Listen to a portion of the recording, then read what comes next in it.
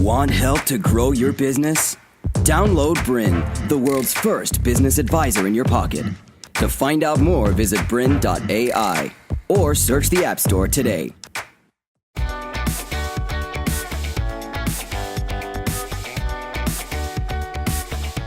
Hello and welcome to Masters of Business. I'm Justin Herald, and today I'm going to be speaking on how to turn your idea into a multi-million-dollar business, which essentially is my story on how I came up with something or fell upon something, you'll find out, and how I took that and turned it into a fairly large business. And it's also how I still do what I do. The one thing that you'll find as I go through today's presentation is not only is the stuff I'm going to talk about very simplistic and common sense, it's stuff that you can use and reuse every single time you want to start a new business. It doesn't really matter if your business works or it doesn't work. That's the first thing I want to say.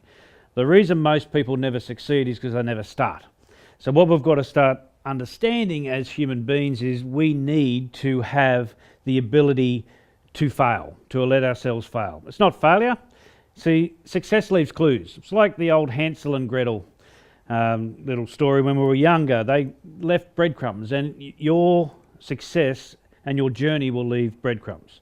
There's a lot of things I probably will say today that you will probably think is or realise is stuff that you haven't been told before, or if you had been told it, it would be the opposite to what I'll say.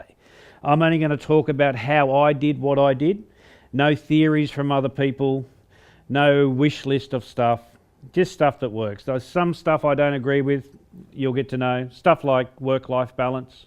It will never be 50-50, so just as long as you understand that, if you want to start your own business, get ready to work hard. And if success was easy, everyone would be successful. So there's a lot of things that are going to be quite hard for you as well. And probably the only other thing I want to start off with saying, or finish off saying at the start, is you're going to get dirty when you dig for gold. So there's times when you're going to have to put in a lot of effort and it's going to seem like there's no reward. And it's that staying on and continuing on as long as you can will get you the reward in the end. So there's a lot of reasons why people start their own businesses. Some people start a business because they want a better lifestyle. Some people start a business because they, I don't understand this one, but they want to be the master of their own destiny. Some people, you might be sitting there wanting to start your own business because you realise that you've got some bills or you've got a capped income that's not going to actually change anything. And that's probably the most people that I help when I mentor them, is they want to transition from full-time work into their own business. Now you can do that now. I'm not a big believer of leaving your job and starting your own business straight up. I think you could do it on the side, and we'll talk about that later on. But the reason I started my own business was pretty simple, because my father is a minister, and he was quite high up in the whole religion when I was growing up, which I got no dramas with any of that. But the problem with being a minister's kid, there's always someone in the church that seems to think it's their job to tell you how you should be living your life. The problem that I have with that is I have this disease which there's no cure for at this time, and that disease is I speak before I think. So when I was younger, people would come up to me and say, "Justin, you've got this problem in your life." And I'd say, "Well, you really suck in your own life. I'm not sure why you're telling me what to do." Which apparently you don't say that to ministers' wives. But anyway, in 1995, I was 25 years old. But going from job to job to job, and there'll be some people watching this now that you'll be in the same position. You just feel like you haven't found what it is you're supposed to be doing. And that's the one thing. I do a lot of speaking in high schools these days, and the amount of pressure that some of these kids are on or under to come up with what they're going to do for the rest of their life is pretty stupid. I didn't figure it out until I was 25. So I'd had a million jobs before this. But one day, a lady came up to me in my dad's church and she said, "Justin, you've got an attitude problem." And I said, "Well, no, I don't." She said, "You answer everyone back all the time." And I said, "Well, no, I don't." And she said, "Until you stop doing that, you're going to end up in the scrap heap of life." I'm not sure what that is, but there's a whole heap of upset people somewhere in the world getting upset with each other. The reason I decided to start my business, the only reason I decided to start my business, was to upset this lady in my father's church. That was my business plan. No more, no less. It wasn't even going to be a business in my head. It was just going to be one of those things I could upset her with and then come up with another idea the following Sunday to upset her again. I enjoy upsetting people, the way that I operate my life still to this day. If you tell me I can't go and do something, I'm going to go and do that, but that's just the way that I am. So, on that point though, just remember when you come into a room, if we come into this studio with all these lights, which are very bright because I just looked at one, so I can't see where you are now.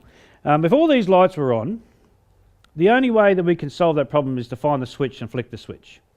If you're getting frustrated right now that you would love to be doing something else, you would love to make more money or would love a better type of lifestyle, that could be your switch. It could be the fact that your partner or yourself has now become retrenched. That could be your switch. You've got to figure out what your switch is.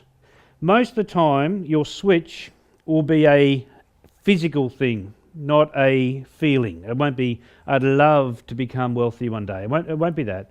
It'll be, I want to pay my car off. I want to take my kids on a better holiday. It's going to be something like that because it's tangible. We want tangible goals. So when you start a business, as you will realise, and the ones who already have started a business already know, you've got to do your research. It's probably the most important thing. Ideas, everyone has an idea. Ideas are like armpits. Most people have two, and most of the time they stink. So just because you have an idea on what to do in a business doesn't mean you go and do it. Research and sitting on it. I'm not sure if you've sat in bed late at night and you're about to doze off to sleep, and all of a sudden in your head comes this amazing idea for a business that's going to make you $1 gazillion. You wake up in the morning, the following morning you go, what a stupid idea that was. A lot of people actually continue on down that path with that stupid idea thinking it was going to be as amazing as they originally thought it was. It doesn't happen that way. So you got to do your research. So I went and did my research. I went and did my financial research first because you've got to figure out how much money you've got. And the way that I work with all of my clients, the way that I work with all of my businesses, the way that I'm going to show you today is how to grow your business as well without spending a great deal of money. Because if you don't have a great deal of spare money now, you're not going to find it straight away and suddenly just start a business. So we've got to try and do that without spending a great deal of money. Because then, you know what? If it doesn't work, it doesn't matter. Because you haven't lost anything other than a little bit of money and some time. If you go and throw in $100,000 and it doesn't work, it sort of does matter. So you've got to make sure that you take some of these things out, these blockers out of the way. So I went and did my financial research. I went to the local ATM machine on the street and put my card in it to see how much money I had. And at age 25, I had $1.25 in the bank. You can't upset someone with $1.25. So I rang up my little brother Dean. I said, Dean, I need to borrow some money. He said, why? I said, because I want to upset so-and-so at the church. He goes, okay, here's $50. So with that, I was now filthy rich. Then I did my market research. Now, my market research was pretty simple. I had a Mini back in those days, but I had no petrol in my Mini. So I didn't want to use my working capital for fuel. So my parents gave me $5. So I had to find out how many printers and t-shirt places were in a $5 fuel radius. You've got to make sure that you just use currently what's in your hand. Don't try and get anything else. Use just what you've got. So I did that. So I rang up Marty. Marty is one of my best mates. We used to do nothing together and we're really good at it. I said, I'm going to start a business today. He said, can I come along and watch then? I said, you can come along and watch. I'm hoping also by the time I finish this presentation that you actually get to see one thing, mainly. Make sure you have fun doing what you're doing. Owning a business is awesome. Stressful, but awesome. Stressful, but awesome. Did I say stressful? But it's awesome. You've got to have fun, right? So I love having fun, but I like doing business, and there'll be people, entrepreneurs watching this right now that are doing it all by yourself. You're the lone wolf, essentially. You're the chief bottle washer. So we went out, found a printer. It was in the $5 fuel circumference. Walked in. I said, g'day mate, I'm wanting you to be my printer. And he said, that's fantastic. And I said, I'm thinking the same thing as well. He said, how much money do you have? I said, well, I have $50. And he said, well, I can't do any, the setup costs $680. So you need $680. And I said, well, if I had $680, I just would have said to you, mate, I have $680. But as I just said to you, mate, I have $50. Can we just have a $50 conversation, not a $680 conversation? And in the end, he said, I can't do it. And I said, but you're missing the opportunity. And he said, what opportunity? I said, to make $50. It's a pretty simple conversation at this point in time. Always remember, not everyone's going to catch your dream.